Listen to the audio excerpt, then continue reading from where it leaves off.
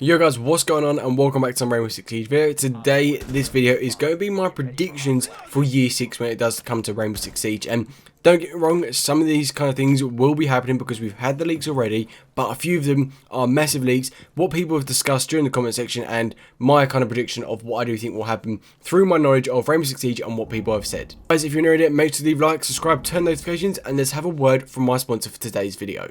Just to stop the video, today's video is brought to you by Surfshark. Surfshark is a virtual private network. This means that you can protect all of your data, be able to play it on different servers, and go and watch any Netflix in the world. So if you're from the UK and you fancy watching American Netflix, you can do that. Plus, there is tons and tons more features out there with this. Surfshark is the best VPN and one of the cheapest VPN out there on the market right now.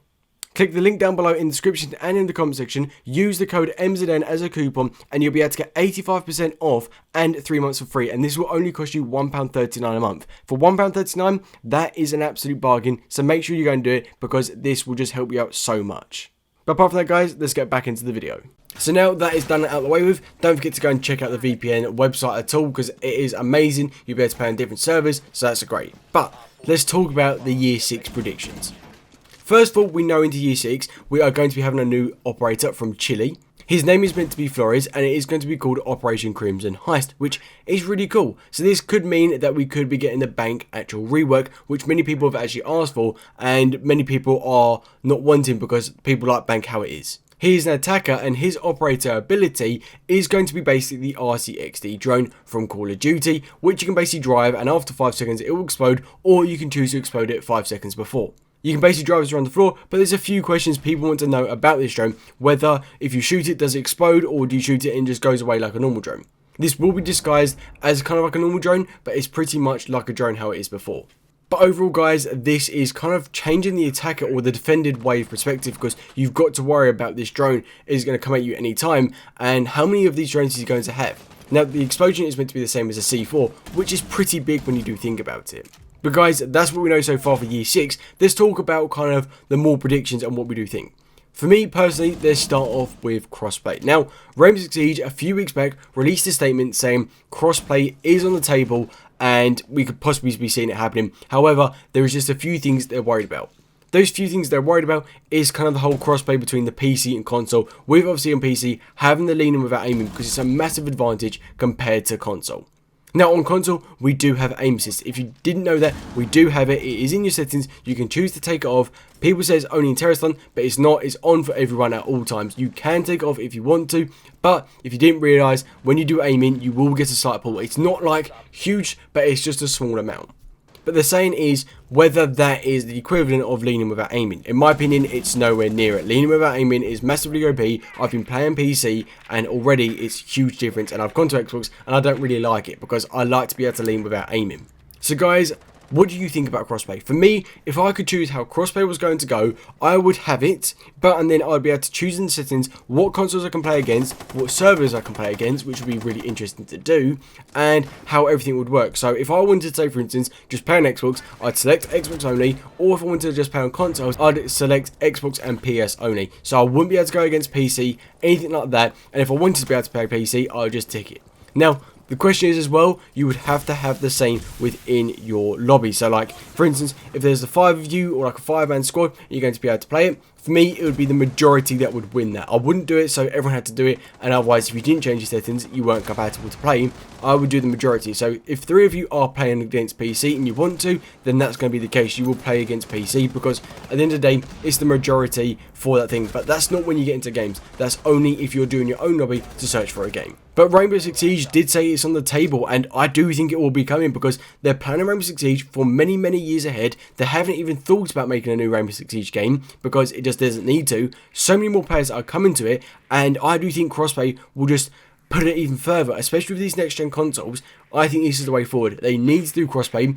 Apex has done it, Call of Duty has done it, and Fortnite has done it, and they've all benefited massively from this.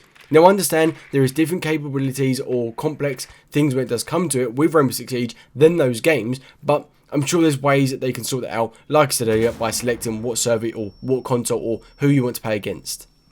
Then, obviously, just talking about Rainbow Six Siege in general now, with a reputation system. That's meant to be coming around June time. However, it's operating in the background right now to get rid of those toxic people so they understand what's toxic, what's not, what's an intentional team kill and what is not, which I think is a great way to understand because they need to start analysing these things. But guys, let me know, what do you think about this reputation system? If you want a kind of more in-depth detail about it, check out my previous video about it because I did make a video on this. But yeah, apart from that, let's now talk about the next topic.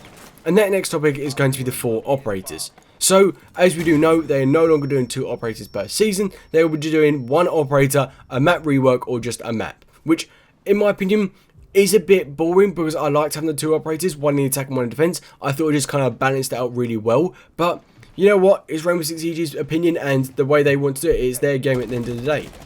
But we are meant to be having 3, obviously we know we have got the Chile operator, but we're meant to be having a Turkish operator and a Greek operator. We're not sure about the 4th one at all, we have nothing about it, but it's meant to be Chile, Turkish and Greek so far. Now, opinions on the abilities, I don't really know when it does come to it.